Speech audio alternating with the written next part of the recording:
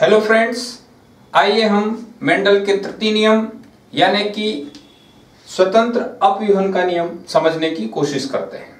दोस्तों, स्वतंत्र अपव्यूहन का नियम डायहाइब्रिड क्रॉस यानी कि द्विसंकरण पर आधारित है। तो कहेंगे कि यह नियम द्विसंकरण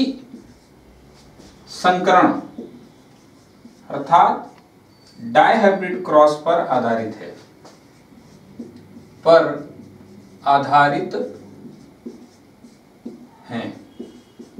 इसमें हम देखते हैं कि आखिर इसमें क्या नया है मोनोहाइब्रिड क्रॉस के अलावा। तो डायहाइब्रिड क्रॉस में जैसा कि आप जानते हैं, इसमें कुछ ऐसा है कि दो जोड़ी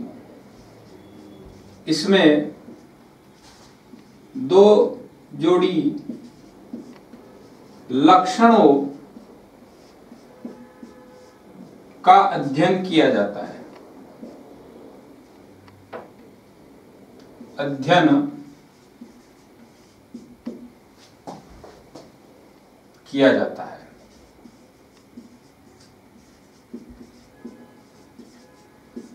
ठीक है। अब इसमें यहां पर देखें, हम मान लेते हैं किसी एक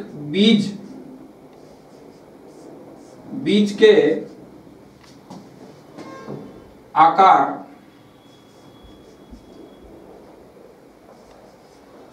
या उसको आकृति कहना ठीक रहेगा तथा बीज का रंग, वो या तो मतलब इसमें प्रभावी अप्रभावी रहे तो वो गोल यानी कि कैपिटल आर या झुर्रीदार अर्थात स्मॉल आर से उसको हम डिनोट करने वाले हैं। और इसके साथ बीज का रंग पीला प्रभावी होगा और उसको हम कैपिटल वाई से दर्शाएंगे। और इसी के साथ उसका हरा रंग स्मॉल वाई से दर्शाया जाएगा। तो यहां पर शब्द लिखा है कि मेंडल का स्वतंत्र अपव्यूहन का नियम द्विसंकरण पर यानी कि डायहाइब्रिड क्रॉस पर आधारित है और इसमें दो जोड़ी लक्षणों का अध्ययन होता है।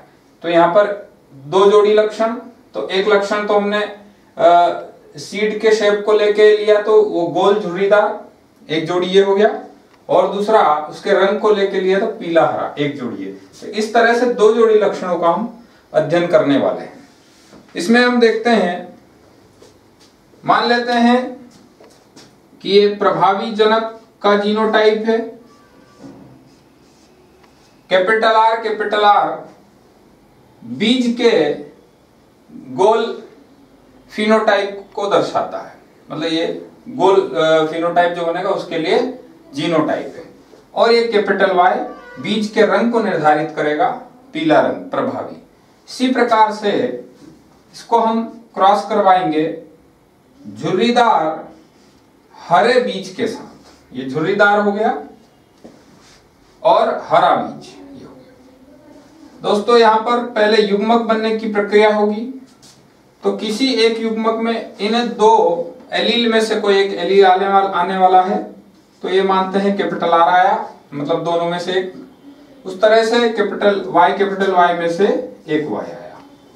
यहां पर हम देखते हैं कि इन दोनों आर में से कोई एक आर आएगा युग्मक में और इनमें से वाई में से कोई एक वाई आने वाला। तो ये हो गए जनक, ये जनक हैं। और ये क्या है? प्रथम पीढ़ी। ये प्रथम पीढ़ी F1। अब ये प्रथम पीढ़ी नहीं है, ये युग्मक। ये युग्मक बने और ये युग्मक अब प्रथम पीढ़ी जब बनाएंगे तो उसमें क्या स्थिति बनेगी? कैपिटल आर के साथ स्मॉल आर जाएगा और कैपिटल वाई के साथ स्मॉल वाई। और इस प्रकार से सभी जो बीज होंगे इस पौधे के, वे सभी बीज कैसे होंगे? गोल होंगे वह कलर उनका कैसा होगा, पीला कलर। तो यहाँ पर हम देख रहे हैं कि मेंडल के प्रभाविता के नियम का पालन हो चुका है और यह हमको प्रथम पीढ़ी प्राप्त हुई है। अब इस प्रथम पीढ़ी में पुनः जब युग्मक बनते हैं तो क्या स्थिति बनती है, देखते हैं।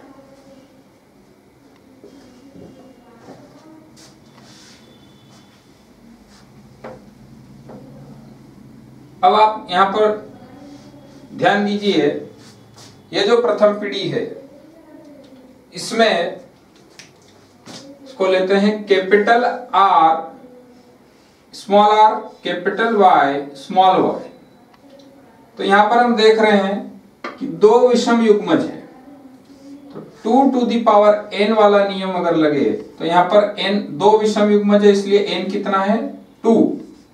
तो ये यहां पर n की वैल्यू 2 रखेंगे तो 2 इंटू 2 यानी कि 4 टाइप के युग्मक बनेंगे। 4 प्रकार के युग्मक यहां पर संभावित है।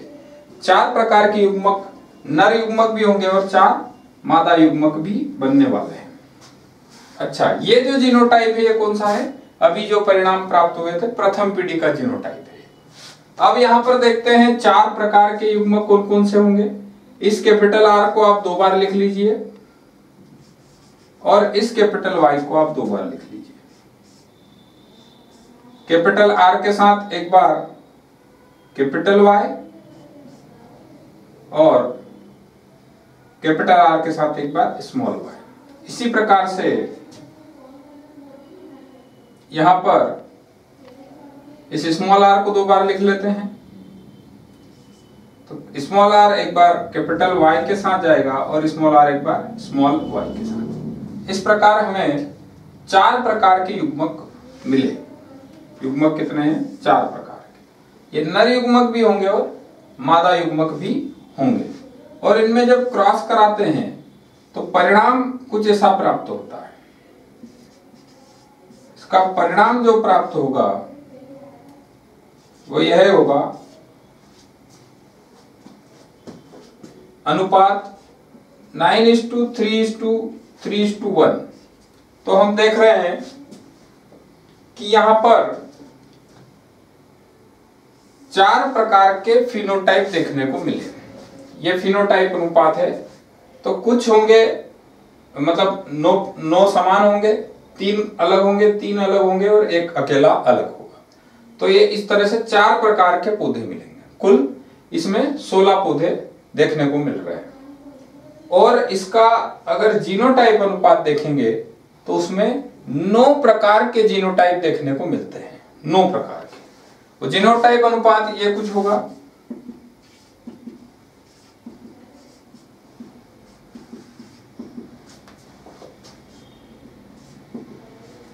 ये होगा 1:2:2:4:1:2:1 है ना। इस तरह से ये होने वाला है। इसको आप याद रख सकते हैं 12:24:12:1। ये जीनोटाइप अनुपात है और ये फिनोटाइप अनुपात। तो यहां हम देख रहे हैं कि 9 प्रकार के जीनोटाइप है। काउंट करेंगे तो 1 2 3 4 5 6 7 8 9। तो 9 टाइप के जीनोटाइप हैं और 4 टाइप के फिनोटाइप। फिनोटाइप 4 हैं, 4 टाइप के, और जीनोटाइप 9। ये क्वेश्चन बन सकते हैं। ये किस पीढ़ी का अनुपात है, ये F1 संतति थी, उसके युग्मक बने, फिर जो नई संतति के परिणाम आ रहे थे ये हम कहेंगे कि ये द्वितीय पीढ़ी का परिणाम है। ठीक है, इस प्रकार से हमें समझना होगा। अब आगे हम देखते हैं कि यहां पर आखिर मेंडल का तृतीय नियम कैसे क्या लागू हो रहा है। तो हम ये देखना चाह रहे हैं कि इसमें ये जो कैपिटल आर है, ये कैपिटल आर इस कैपिटल वाई के साथ मिश्रित नहीं होता है, ये पुनः अलग होकर आता है। कैसे, उदाहरण के लिए एक चीज यहां पर देखते हैं। यह परिणाम जो आए, एक छोटा सा क्रॉस यहां पर संभावित क्रॉस देख रहे हैं, इसको थोड़ा हटाते, ये नर युग्मक मान लेते। आपने इस तरह से क्रॉस देखा होगा। यहां पर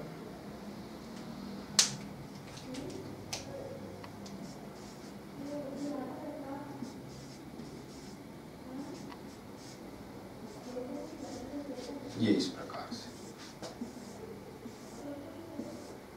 अब परिणामों की बात करें तो यहां पर ये कैपिटल आर इस कैपिटल आर से मिला तो बीज हो गया गोल, ये कैपिटल वाई से मिला तो बीज हो गया पीला, ये कैपिटल आर इस कैपिटल आर से मिला बीज गोल, ये कैपिटल वाई से मिला तो बीज पीला। अब देखने में आता है, मान लेते हैं जैसे यहां का परिणाम देखें तो कैपिटल आर और इससे मिलेगा तो वही परिणाम मिलने वाला है। मान लेते ये रिजल्ट देखते हैं, स्मॉल आर इस स्मॉल आर से मिला तो बीज हो गया झुर्रीदार, किंतु उसका कलर कैसा है कैपिटल वाई के साथ, तो झुर्रीदार पीला है।